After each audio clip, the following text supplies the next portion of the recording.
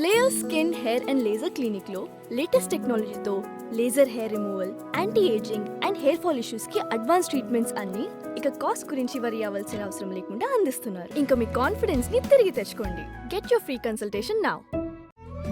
తెలుగు వారి number 1 choice Telugu matrimony. నమస్తే. ప్రస్తుతం రెండు ప్రధాన అంశాలపైన చర్చించబోతున్నాం. అందులో మొదటిది మదనపల్లి ఫైల్స్. చాలా కాలం తర్వాత ఈ మదనపల్లి ఫైల్స్కి సంబంధించిన అంశం నిన్న సుప్రీంకోర్టులో విచారణ జరిగింది. ఈ క్రమంలో ఆయన పిఏ మరియు ప్రధాన అనుచరులు ఇద్దరికి కూడా బెయిల్ తిరస్కరించడం జరిగింది. సో దానికి సంబంధించింది. దాని తర్వాత రెండవది, అది కూడా చాలా ముఖ్యమైనది, ఐపీఎస్ సునీల్ నాయక్ పోలీసు విచారణలో 5 రోజులు జరిగిన తర్వాత మరలా 3 రోజులు అదనంగా కావాలి అని చెప్పేసి ఇన్వెస్టిగేటివ్ ఆఫీసర్ అయినటువంటి దామోదర్ గారు కోరడం, దానికి హైకోర్టు అనుమతించడం, ఏం జరగబోతుంది, ఈ రెండు అంశాలపైన మనతో చర్చించడానికి ప్రముఖ రాజకీయ విశ్లేషకులు రాజేష్ అఫ్సార్ గారు. రాజేష్ గారు నమస్తే అండి. నమస్కారం సార్, ముందుగా ఈ మదనపల్లి ఫైల్స్కి సంబంధించిన ఎపిసోడ్ చాలా కాలం తర్వాత తెరపైకి వచ్చింది. సో అసలు ఏం జరగబోతుంది అంటారు ఈ కేసు? ఇప్పుడు వాస్తవంగా సార్ 2024 ఎన్నికలు పూర్తయ్యి ఫలితాలు విడుదలయ్యి జగన్మోహన్ రెడ్డి గారి ప్రభుత్వం, జగన్మోహన్ రెడ్డి గారి పార్టీ ఎన్నికల్లో ఓటమి చెంది ఎన్డీఏ కూటమి అధికారం దక్కించుకున్న తర్వాత వైసీపీ పార్టీ నుంచి నెగ్గిన 11 మంది శాసనసభ్యుల్లో ఒకరు పెద్దిరెడ్డి రామచంద్రారెడ్డి గారు, 2 ఆయన సోదరుడు ద్వారకానాథ్ రెడ్డి. అవును. అటువంటి పెద్దిరెడ్డి రామచంద్రారెడ్డి గారు ఎన్నికను సవాల్ చేస్తా ఆయన మీద పోటీ చేసి ఓడిపోయిన బీసీవై పార్టీ అధినేత రామచంద్ర యాదవ్ హైకోర్టులో ఒక ఎలక్షన్ అఫిడవిట్ ఫైల్ చేశారు. అవును. దాంట్లో చాలా క్లియర్గా పెద్దిరెడ్డి రామచంద్రారెడ్డి గారి కుటుంబానికి సంబంధించి ఆయన భార్య పేరిటున్న 142 ఆస్తులు, అంటే ఎలక్షన్ అఫిడవిట్లో పెద్దిరెడ్డి రామచంద్రారెడ్డి గారు చాలా ఆస్తులు డిస్క్లోజ్ చేశారు. అవును. కానీ పాపం ఆయన మర్చిపోయినాయి. ఇప్పుడు మీకు నాకు ఉంటే ఎన్ని ఆస్తులు ఉంటాయి? 1, 2 ఉంటాయి, అంతే కదా. నాకైతే వారసత్వంగా వచ్చింది. మా ఊర్లో పెంకుటిల్లు 10 సెంట్లు చావిడి స్థలం ఉంది, ఇంకేం లేదు నాకు. మనకు అయ్యే ఉన్నాయి కాబట్టి అవి ఎటు మెన్షన్ చేస్తాం. అవును. ఒక 100 ఆస్తులో ఒక 1000 ఆస్తులు ఉన్నాయి అనుకో, ఎన్నని మెన్షన్ చేస్తాం? మనకు తెలియకుండా ఎక్కడెక్కడ ఏ ఆస్తులు ఉన్నాయో కూడా తెలియని ఆస్తులు ఉన్నాయి అనుకో. పెద్దిరెడ్డి రామచంద్రారెడ్డి పరిస్థితి అది. దాంతో ఆయన సతీమణి పేరిటున్న 142 ఆస్తులు ఎలక్షన్ అఫిడవిట్లో మెన్షన్ చేయలే. రైట్. ఈ రామచంద్ర యాదవ్ ఆ 142 ఆస్తులకు సంబంధించి ఏ రెవెన్యూ ఏరియాలో, ఏ సర్వే నెంబర్లో, ఎంత ఎక్స్టెంట్ ఉంది, దాని విలువ ఎంత, ఆ ఆస్తి తీరేంటి అనేది మొత్తం డీటెయిల్డ్ రిపోర్ట్ తీసుకొని ఇన్ని ఆస్తులు ఈయన ఎలక్షన్ అఫిడవిట్లో మెన్షన్ చేయలేదు కాబట్టి ఆయన ఎలక్షన్ అఫిడవిట్లో అసమగ్ర సమాచారం ఇచ్చాడు కాబట్టి ఆయన ఎన్నిక రద్దు చేయమని చెప్పని కోర్టులో ఫైల్ చేశారు. అవును. సహజంగా అప్పుడే రాష్ట్ర ప్రజలు కొంచెం ఆశ్చర్యానికి లోనయ్యారు. అరే 142 ఆస్తులు మెన్షన్ చేయలేదంట అంటే ఇంక ఎన్ని వందల ఆస్తులు ఉంటే? అంతే కదా. మామూలుగా ఏం చెప్తారు మనకి, పలానా వాళ్ళకి 100 కోట్ల ఆస్తి ఉందంటారు. ఆ 100 కోట్ల ఆస్తి అనేది కొన్ని పొలాలు కావచ్చు, కొన్ని స్థలాలు కావచ్చు, ఇల్లు వాకిళ్ళు కావచ్చు. మొత్తం కలుపుతుంది ఒక 5-6 ఆస్తులు, ఒక 10 ఆస్తులు కలిపితే 100 కోట్లు అవుద్ది. అంతేగాని 100 కోట్ల ఆస్తి ఉందనేది 100 ఆస్తులు కావు. అంతే కదా. వాటి విలువ 100 కోట్లు. ఎస్. కానీ ఇక్కడ ఈయనకి 142 ఆస్తులు ఇగ్నోర్ చేశాడు అఫిడవిట్ మెన్షన్ చేయడం. వీటి విలువ ఎంత ఉంటుందో. అంతే కదా. అది విన్నప్పుడే నేను కూడా ఆశ్చర్యానికి లోనయ్యా. నిన్న సుప్రీంకోర్టు సేమ్ ఇదే అభిప్రాయాన్ని వ్యక్తం చేసింది. సుప్రీంకోర్టు విచారణ సందర్భంగా Madanapalle sub collector record room దగ్ధం కేసు 20,000 ఎకరాలకు సంబంధించిన ఫైల్స్ దగ్ధం చేశారు అని అంటే, ఒక ప్రభుత్వ కార్యాలయపు రికార్డు రూమ్ను దగ్ధం చేశారు అని అంటే అవును, వాళ్ళకి బెయిల్ ఇవ్వాల్సిన నష్టం లేదు. అటువంటి దగ్ధానికి సూత్రధారులైన వ్యక్తులు ఈరోజు సుప్రీంకోర్టుని అప్రోచ్ అవగానే వాళ్ళకి బెయిల్ ఇవ్వాల్సిన నష్టం లేదు, ముందస్తు బెయిల్ ప్రతిపాదన రిజెక్ట్ చేస్తున్నామని చెప్పని. అంటే ఇవాళ దేశం విస్తుపోయింది. 20,000 ఎకరాలకు సంబంధించిన రికార్డులని ప్రభుత్వం విచారించకుండా రికార్డులు అందుబాటులో ఉండకుండా చేయటం కోసం ప్రభుత్వ రికార్డు రూమ్ను దహనం చేశారు. చేశారు. అవును. మనం కొన్ని వార్తలు వింటూ ఉంటాం. గజనీలు గోరీలు భారతదేశం మీద దండెత్తుకొచ్చారని, ఆలయాల్ని కూల్చేసి సంపదను తరలించుకెళ్లారని చెప్పని, అవును. తక్షశిల నలంద విశ్వవిద్యాలయాల మీద దాడి చేసి భారతదేశపు ప్రాచీన జ్ఞాన భాండాగారం మొత్తాన్ని కూడా ధ్వంసం చేశారు అని చెప్పని, భవిష్యత్తు తరాలకి ఋషులు మునుల నుంచి వారసత్వంగా దక్కిన ఆ జ్ఞానాన్ని క్యారీ ఫార్వర్డ్ అవ్వకుండా ధ్వంసం చేసేసారని చెప్పని రకరకాల వార్తలు చరిత్రలో మనం వింటూ ఉంటాం. అవును. అలాగే ఎన్డీఏ కూటమి ప్రభుత్వం పదవి బాధ్యతలు చేపట్టగానే గత ప్రభుత్వ హయాంలో జరిగిన అవకతవకలు, గత ప్రభుత్వ హయాంలో నాటి నాయకుల ద్వారా జరిగిన అరాచకాలు, ఆక్రమణలు, భూ లావాదేవీలు, ప్రభుత్వ భూములు కొట్టేయటాలు, వీటికి సంబంధించిన సాక్ష్యాధారాలు దొరకకుండా చేయటం కోసం ఇవాళ పెద్దిరెడ్డి రామచంద్రారెడ్డి ఇలాకాలో నాడు ఆర్డీఓ, అంతకుముందు పనిచేసిన ఆర్డీఓలు కూడా ఇవాళ కుట్రదారులుగా ప్రభుత్వం ద్వారా కేసు ఎదుర్కొంటా ఉన్నారు. అవును. రికార్డు రూమ్ అసిస్టెంట్ అతను కూడా ఈ కుట్రలో భాగస్వామి. రైట్. ఇవాళ పెద్దిరెడ్డి రామచంద్రారెడ్డి మంత్రిగా పనిచేస్తున్నాడు, అతని దగ్గర పిఏగా పనిచేసిన మునిరత్నం, అలాగే అతని ప్రధాన అనుచరుడు మాధవరెడ్డి, వీళ్ళందరూ కలిసి ఇవాళ మాధవరెడ్డి పేరు చెప్పగానే పొంగనూరు ప్రాంతంలో ఈ రికార్డు రూమ్ దహనం జరిగిన తర్వాత సిసోడియా గారిని ప్రభుత్వం ఆ ప్రాంతం ఒకసారి వెళ్ళి అక్కడ రెవెన్యూ మ్యాటర్స్ గురించి ఎంక్వైరీ చేయమని చెప్పని పంపించారు. సిసోడియా గారు అక్కడికి వస్తే ఆయన 2 రోజులు అక్కడ స్టే చేస్తే 450 మంది బాధితులు ముందుకొచ్చి పెద్దిరెడ్డి రామచంద్రారెడ్డి హయాంలో వాళ్ళ ఆస్తుల అన్యాక్రాంతమైన ఫిర్యాదులు ఆయనకి ఇచ్చారు. అవును. 2 రోజుల్లో 450 మంది. అంటే అక్కడ ప్రజలకి ల్యాండ్ టైటిలింగ్ యాక్ట్ అమల్లోకి రాకముందే దాని సైడ్ ఎఫెక్ట్స్ అని పరిచయం చేశారు పెద్దిరెడ్డి రామచంద్రారెడ్డి ఆయన ముఠ. కాబట్టి మరి ఇన్ని వందల ఆస్తులు సమకూర్చుకోగలిగారు వాళ్ళు. రైట్. లేకుంటే మరి ఎక్కడి నుంచి వచ్చినాయి ఇన్ని వందల ఆస్తులు? అవును. ఈ విధంగా ప్రజల్ని పీడించి పిప్పి చేసి ఈ పెద్దిరెడ్డి రామచంద్రారెడ్డికి సంబంధించిన ఒక కేసు రెఫరెన్స్ చెప్తాను నేను. అదే చిత్తూరు జిల్లాలో పులిచెర్ల మండలంలో అడవి మధ్యలో ఒక 2 సర్వే నెంబర్లు పట్టాభూములు ఉన్నాయి. ఓకే. ఆ 2 సర్వే నెంబర్లు కలిపి 21 ఎకరాలు. ఆ 21 ఎకరాలు ఈయన కొన్నాడు. ఓకే. అడవి మధ్యలో మిగిలిందంతా అటవీ భూమి, 2 సర్వే నెంబర్లే పట్టాభూములు.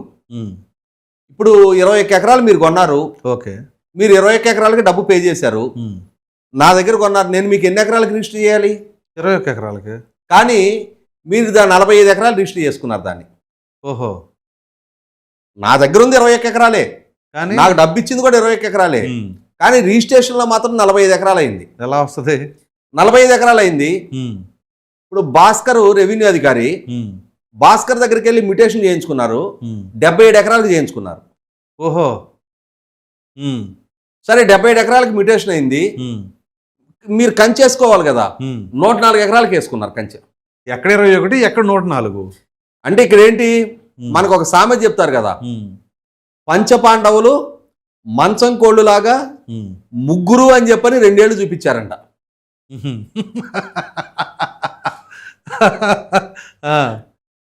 చెప్పేదేమో పంచపాండవులు అంటే 5గురు, కానీ పోల్చిందేమో మంచం కోళ్ళతో. అవును. చెప్పటమేమో 3 అని చెప్పారు. మంచం కోళ్ళు అన్నా 4. అవును. చెప్పడమేమో 3 అని చెప్పారు. 3 అని చెప్పారు, కానీ 7 ఎవరు 2 చూపించారంట. ఏ ఒక్కదానికన్నా పొంతం లేదు. అలాగే ఇక్కడ కూడా ఒరిజినల్ పట్టాభూమి 21 ఎకరాలు, రిజిస్ట్రేషన్ 45 ఎకరాలకు చేశారు, మ్యూటేషన్ 77 ఎకరాలకు చేశారు, ఆక్రమణలో 104 ఎకరాలు ఉంది, ఫెన్సింగ్ వచ్చేసరికి 104 104 ఎకరాలు ఉంది. ఇది పేపర్లో వెలికి తీసిన తర్వాత సీనియర్ అధికారులతోటి, ఫారెస్ట్ కన్జర్వేటరు, రెవెన్యూ అధికారి, ఎస్పీ తోటి ఒక కమిటీ వేసి విచారణ జరిపించి సర్వే చేయించిన తర్వాత ఈ భూ ఆక్రమణ నిజం అని చెప్పని నిర్ధారణ అయింది. అంటే కంటికి కనిపించిన ప్రతి భూమి ఆక్రమించుకుంటూ వెళ్ళిన క్రమంలో మనం ఎప్పుడో మోహన్ బాబుది రాయలసీమ రామన్న చౌదరి అని చెప్పని ఒక సినిమా చూసాం. వచ్చింది. వాళ్ళ ఆయన వాళ్ళ నాన్నగారి హయాంలో ఒకప్పుడు వాళ్ళ కింద ఉండే భూములన్నీ అన్యాక్రాంతం అయినాయి అని చెప్పని ఈయన కక్ష కట్టి అక్కడ అందరిని బెదిరించి దౌర్జన్యం చేసి ఒక్కొక్క భూమి ఆక్రమించుకుంటూ వస్తుంటాడు మళ్ళీ. ఈ క్రమంలో ఆలయాలు కూడా కూల్చేస్తాడు.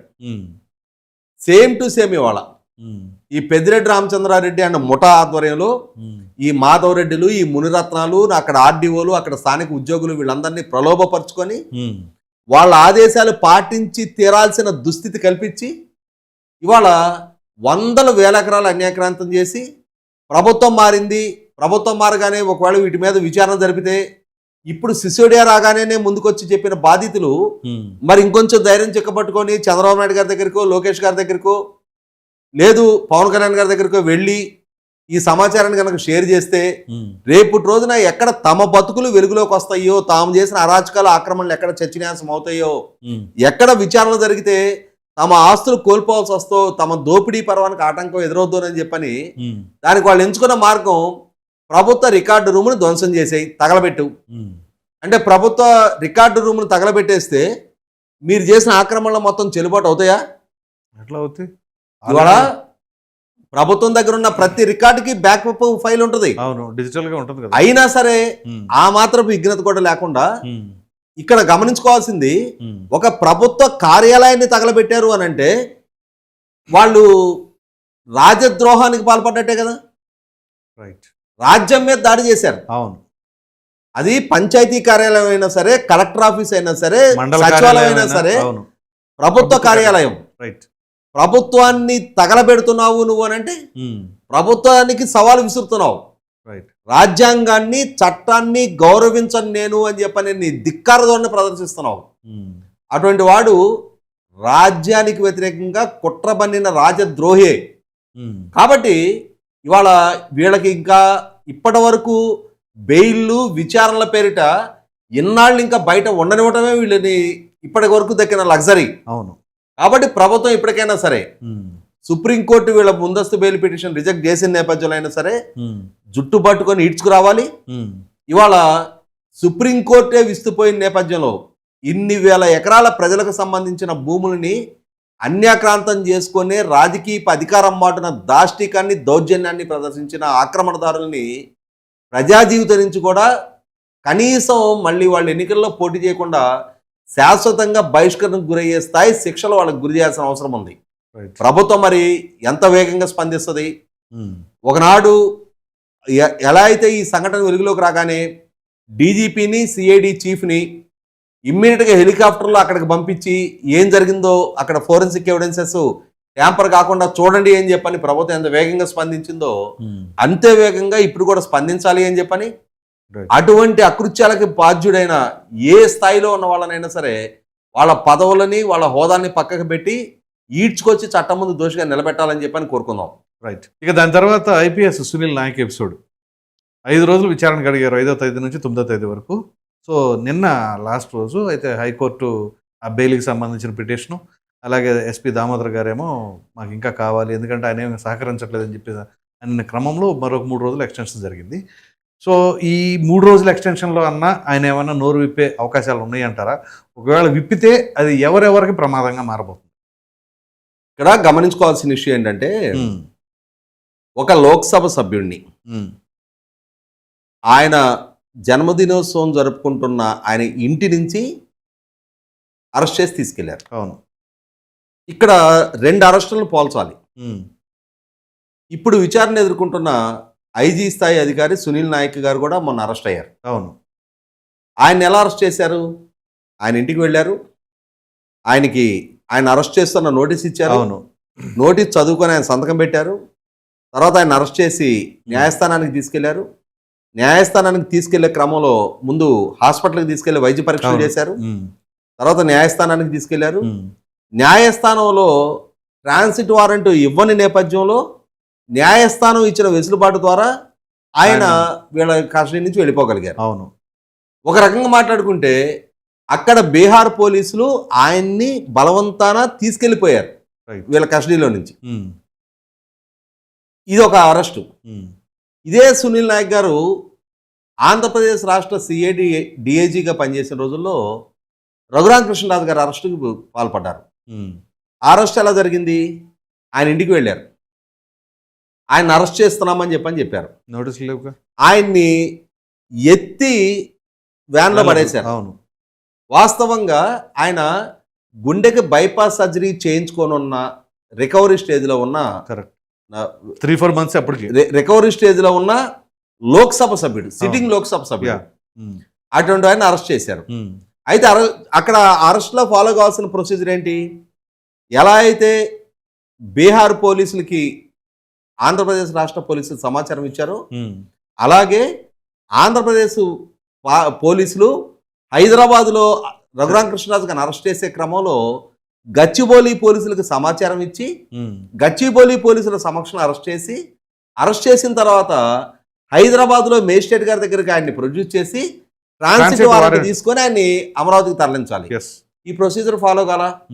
ఈ ప్రొసీజర్ ఫాలో కానప్పుడు అది అరెస్ట్ కిడ్నాపా? అరెస్ట్ కింద అయితే 5-6 దృఢకాయలు వచ్చి బలవంతాన ఆయన్ని భౌతికంగా ఈడ్చుకొచ్చి వ్యాన్లో పడేసి అపహరించి తీసుకెళ్ళినట్టే. ఓకే, అది అరెస్ట్ అంటానికి కూడా వీల్లేదు. నేనైతే అది కిడ్నాప్ అనే అంట. ఓకే, ఒక లోక్సభ సభ్యుడిని బలవంతాన అపహరించి తీసుకొచ్చి కస్టోడియల్ టార్చర్కి గురి చేసిన కేసు ఇవాళ విచారణ ఎదుర్కొంటా ఉన్నారు. అవును.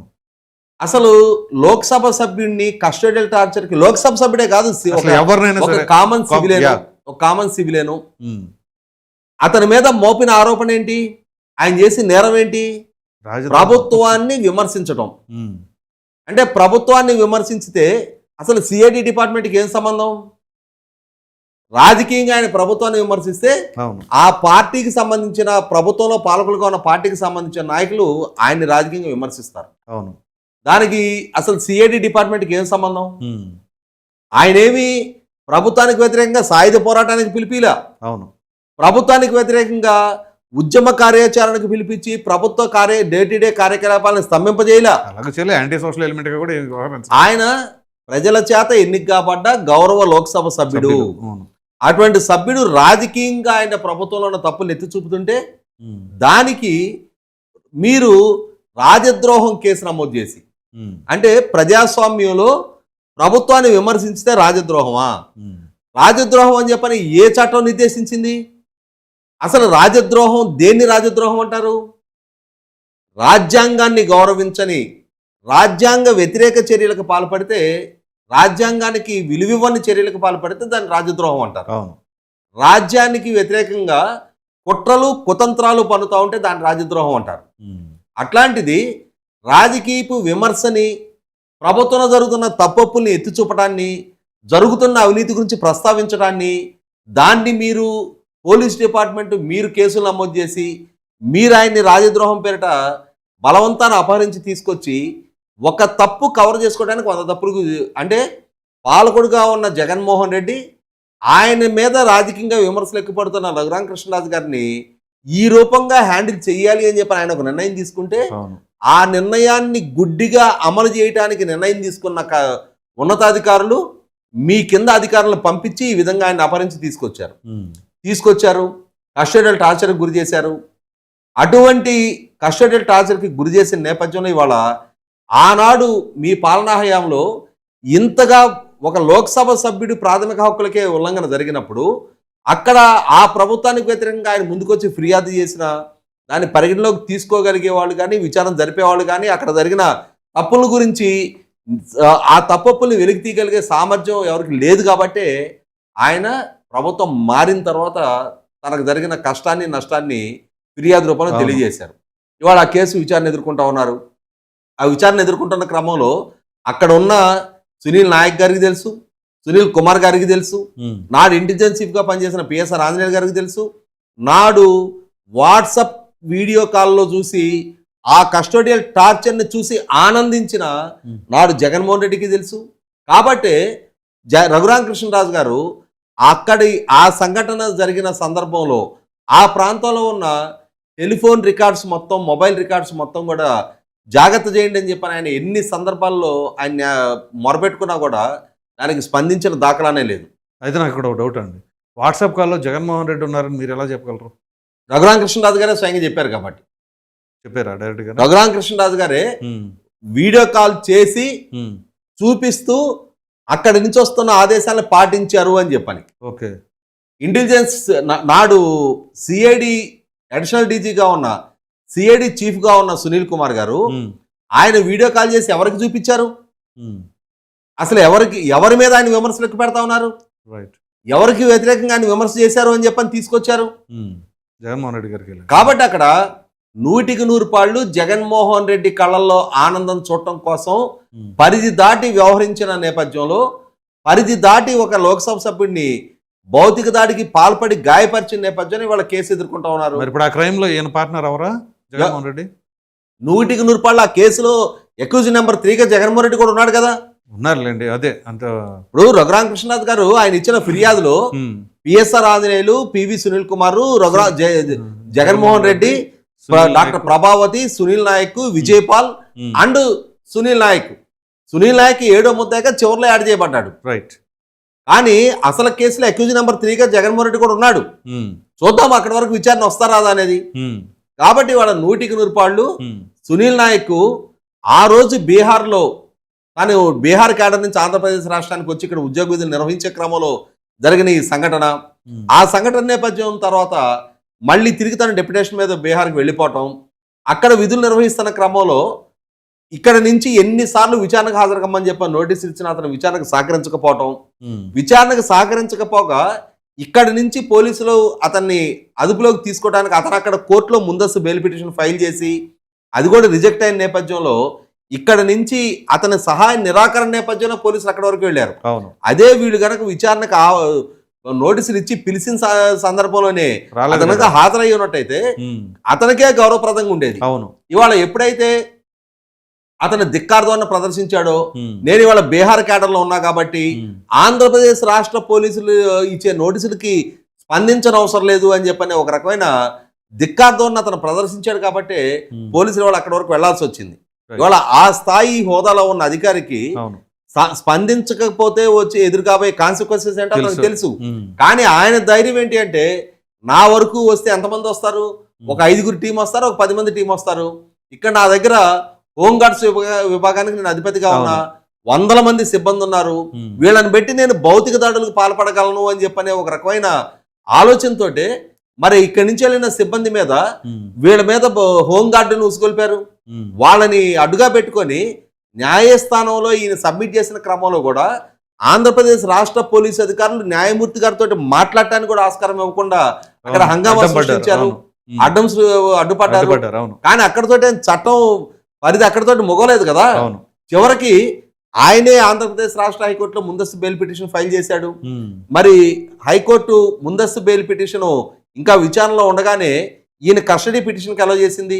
ఇవాళ 5 రోజులు కస్టడీ పిటిషన్ తీసుకున్న తర్వాత ఆ రోజు ఏం జరిగింది, అసలు మీరు ఎక్కడున్నారు, ఏం చేశారు, మీరెందుకు ఈ విధంగా చర్యలు తీసుకోవాల్సి వచ్చింది అని ప్రశ్నిస్తున్న సందర్భంలో ఇవాళ నీళ్లు నములుతా ఉన్నాడు, సమాధానం చెప్పలేకపోతా ఉన్నాడు.